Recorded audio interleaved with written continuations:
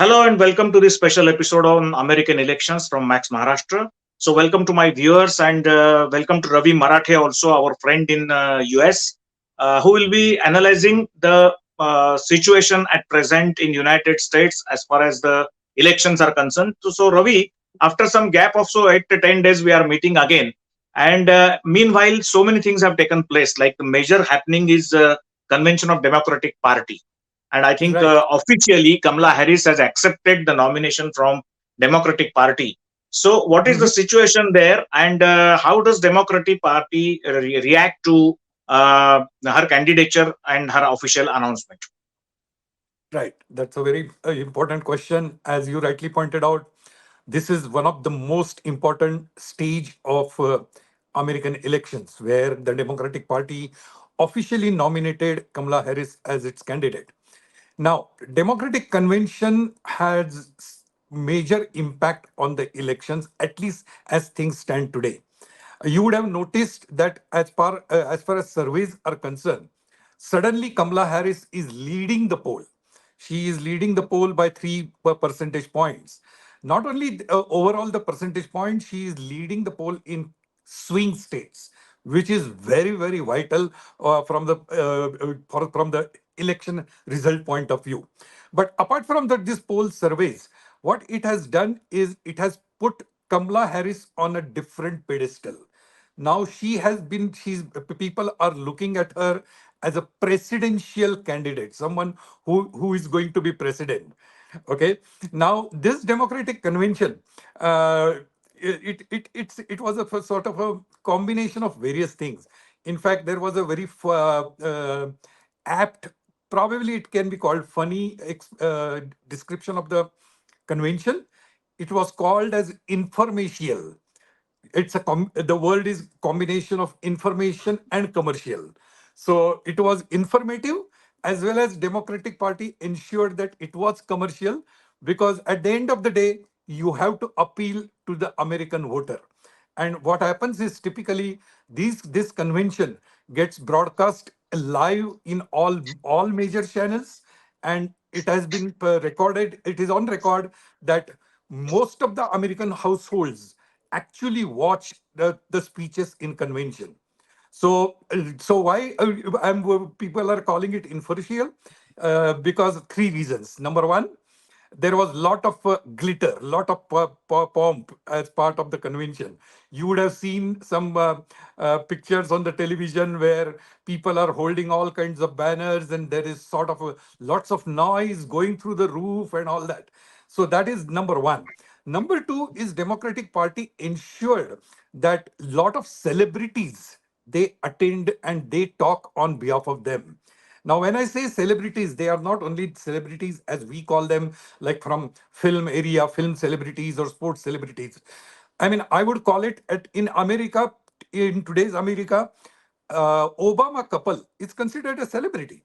Barack Obama, though he is an ex-president, and his wife, they are considered as a celebrity. And they literally created an important impression on day two of the convention through their speeches. In addition to Obama celebrities, the Democratic Party also managed one major surprise, and that was Oprah Winfrey. Now, this TV anchor is absolutely well known across America, and it was a surprise presence. But at the same time, she came and she talked about how she wants Democratic Party to win. And some of the statements which she made were absolutely, to the point. She said, we need to choose common sense over nonsense. And then she said, then there was another statement which she said, which was direct reference to the vice presidential nominee of Republican Party once. Now she said, if the neighbor's house is on fire, okay, we are not going to first analyze whether a childless cat lady stays in that house, and then should we go and help her. Our instinct is our neighbor's house is on fire, and we should go and save our neighbor, even though she may be a childless lady. And not only we will save that lady, but we will also try to save the cat. So Right. all these things helped in creating a celebratory atmosphere over there. And of course, the third point was there was a lot of emotion. Democratic Party ensured that the emotion part was there, and that's why I'm calling it little bit commercial. So Right. what kind of emotion? The emotion was in form of statements or speeches from gun victims of gun violence.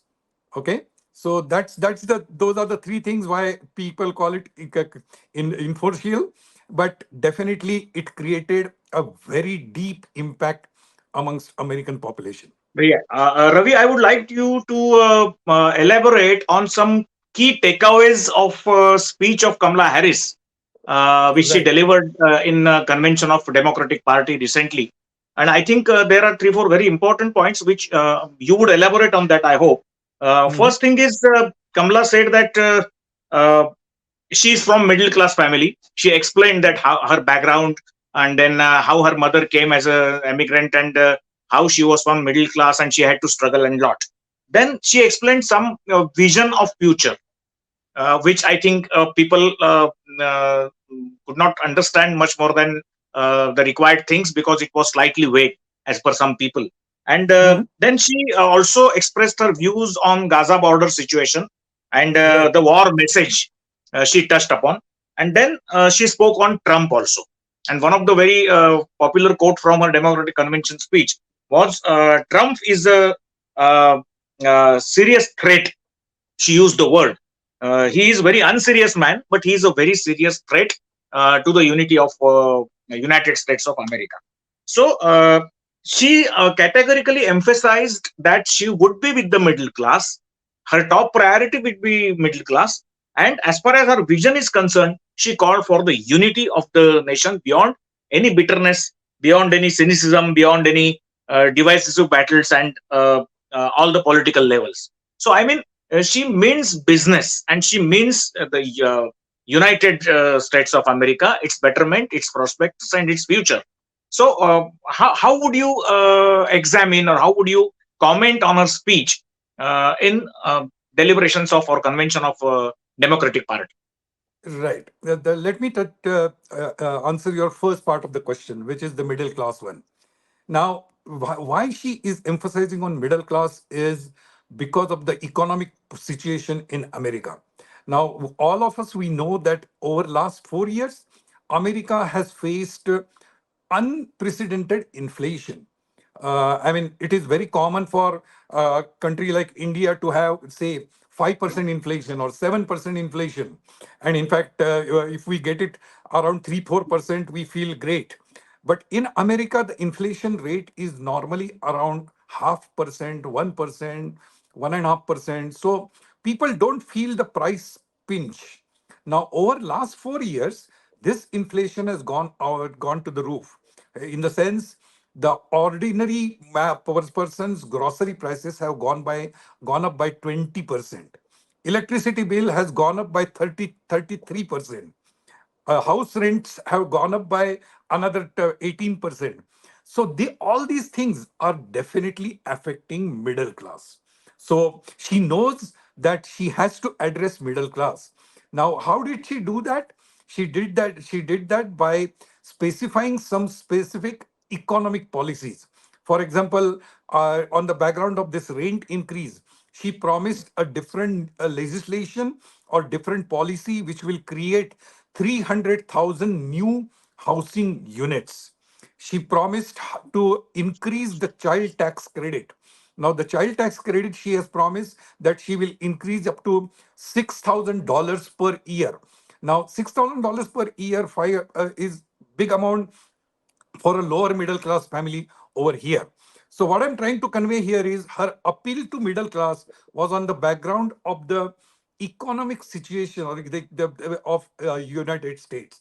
So she understood that over last 4 years there is not much to talk about economy, so she has to address that, and she has to give some specifics around economic policies so that people will believe her. So that's the first part of our middle class part. What was your second part of the question? Sorry. She seriously commented on Yeah, Trump's yeah. remark. Trump is an unserious man, but it will have a very serious impact and threat to unity of America. That's right. That's right. Now, this particular statement is on the background of the continuous whining and continuous complaining, which is being done by Trump. Now, if you look at the any Trump speech, the Trump speech is centered around himself. Okay, he says that the judiciary has been managed to ensure that he's facing various cases in the court of law, so on and so forth. So what he's trying to say, that he is serious about himself, he is not serious about the country. And then only not only that, she also clearly said that if he wins, he's going to be a good choice for the tyrants like Putin, for the tyrants like South Korea dictator Kim, because of his close sort of a relationship with them, and also his positive feelings for them. So she was trying to give a message that if he wins the presidential election, he's going to be a threat in that sense. Not only that, there is a project 2025, and I think you may have heard about it. That's a sort of a policy document which has been created by hardcore conservatives and Republicans. And Trump has officially disowned himself from that document. But nevertheless, he has been meeting those people continuously. They are his friends, so no one is ready to believe that Trump is not associated with that document. What that document intends to do is do away with many of the democratic conventions, democratic norms of American Constitution. So that is why he says he is going to be a serious threat to United States of America. And Ravi, if I'm not making any mistake, this some sort of criminal charges are also against him about that capital attack which took in I think January, Yeah. few years back. Yeah, about the capital attacks, some cases are still going on. That is also a threat to this electoral process. Am I right? It's not a threat to electoral process per se, because as I mentioned to you previously, unfortunately, American people who drafted American Constitution centuries ago, they never thought that some criminal would try to be a president of America. So, in as per Constitution, a Trump is very much eligible to participate in the electoral process even after getting convicted. And this, the Capitol riots case, that Capitol riots case is happening in the state of Georgia. There is a difference between a federal case and a state case. The federal case has not moved forward because the judge refused to take it on the record. So that is not a threat. But the state case of rioting, it is in Georgia, but it's going to take time. It's not going to happen before election. As far as the other convictions are concerned, Trump has been already convicted uh, on 34 accounts of felony. He has been convicted. He has been declared guilty for business fraud. So all those things are on record. But Ravi, some people think that vision of Kamala Harris for future of America was lacking some details. So whatever she spoke was on a very surface or very vague, we may say that. In detail, she could not elaborate on the policy. Only thing is, people are getting a feel that she will continue with the Biden's policy as far as the international relations and foreign affairs are concerned. So, what is the take of people at large as far as her pointers about her vision about future of America?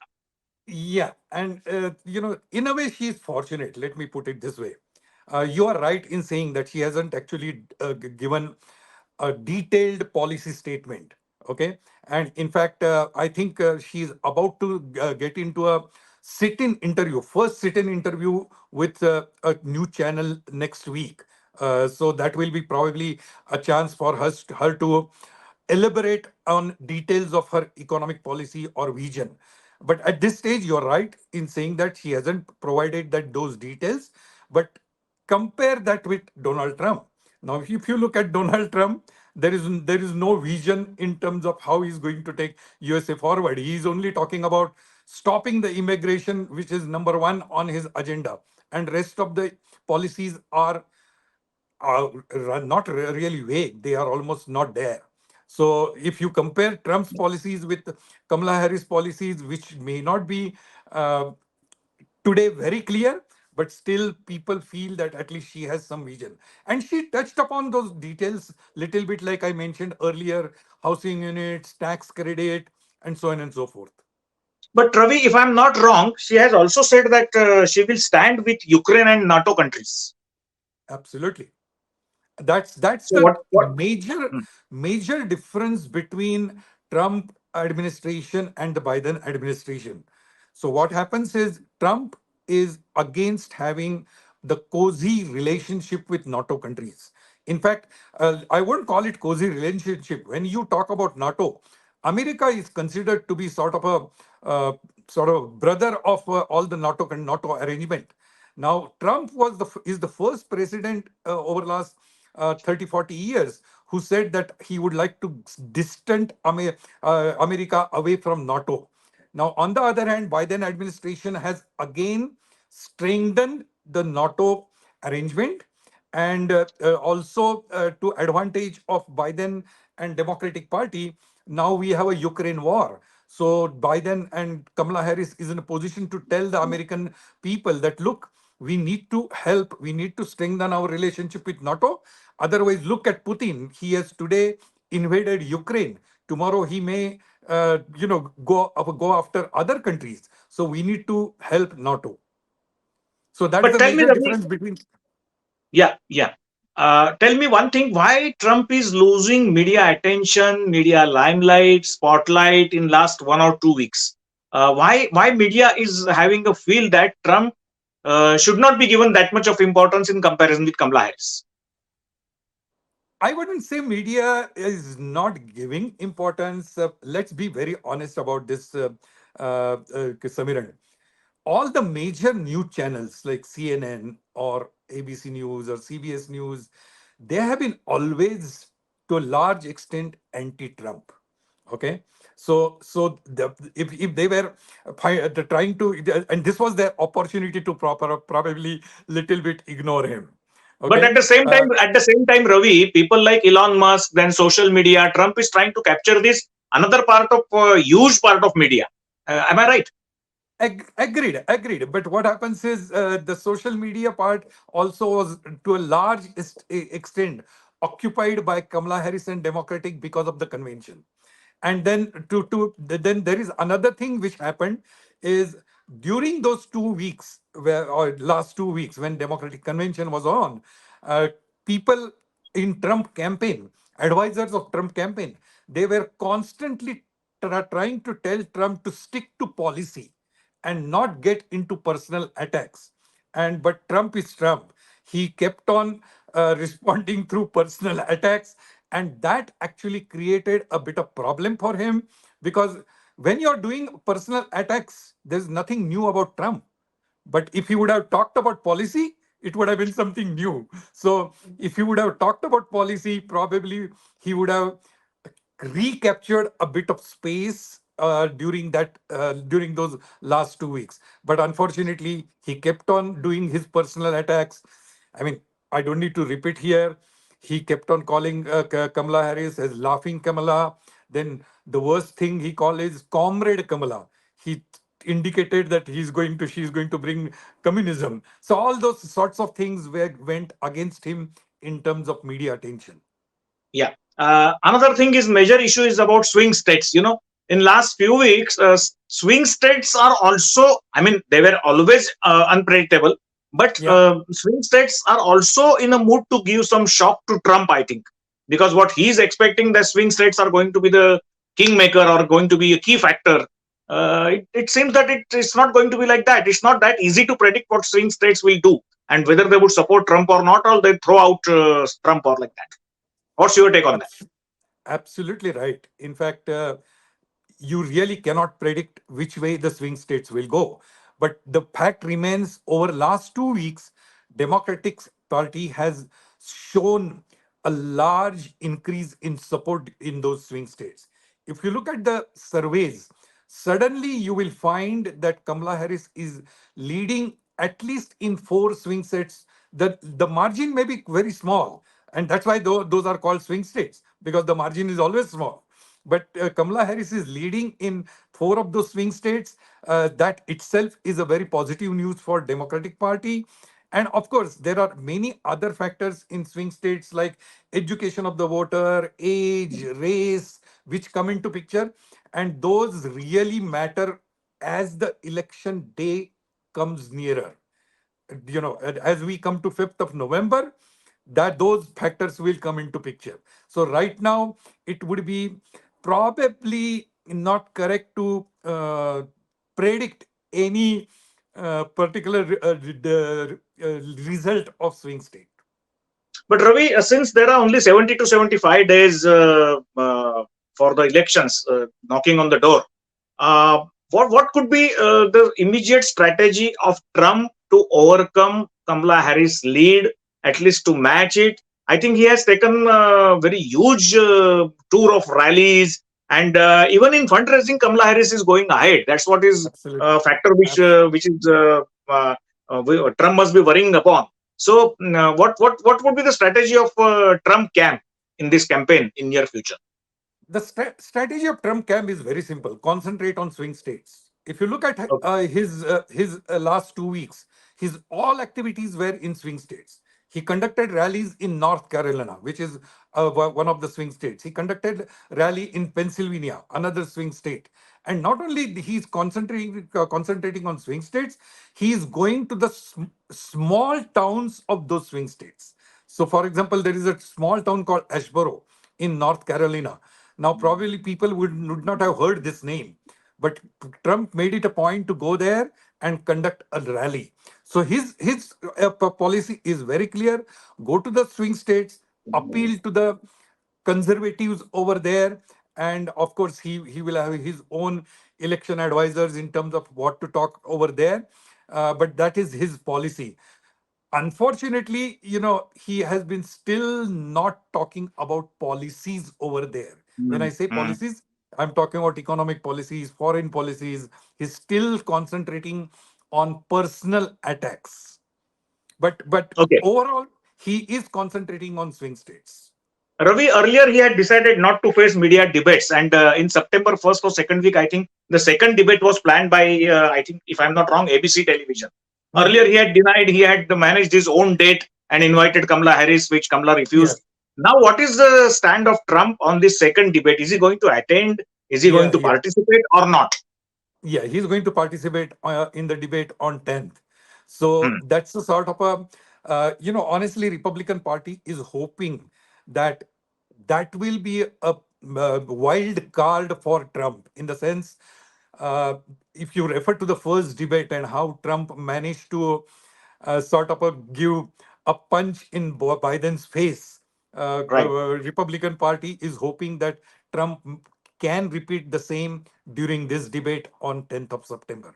I think, Ravi, that won't work because Kamala Harris has applied a very different strategy just to show on face that she is taking very lightly, but giving a solid punch by saying that it will be a mistake of American people, American voters. If this person comes, then that will be threat to American unity and Abs- American future. So I think she also must have Absolutely, some and there is strategy there in is her mind. one Yeah, there is one go ahead. aspect of Kamala Harris which we need to definitely keep in mind as far as the debate is concerned. Hmm. She is a practicing lawyer, Yes, right? So being yes, a yes, lawyer makes all yes. the difference when you are having a Of course, debate. she And means number she means two, substance. She will bring some substance in content. She will give some exactly, sort of assurance to the people at large, and she won't pay that much of attention, even if some childish remarks or some very absolutely, hefty remarks placed by Trump. Let us see. In near future, we are going to face second part of debate.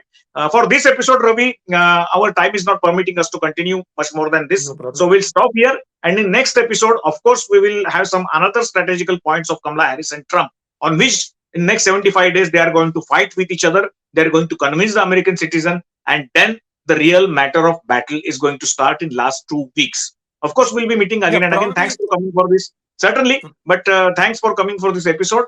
And in next episode, we'll meet and we'll discuss further points. Thank you very much. So Thank for the you. viewers of Max Maharashtra, Thank you. please watch American elections on Max Maharashtra without fail, because that gives you some insights, that gives you some sort of interpretations of the latest happenings and current situation over there. Thanks a lot.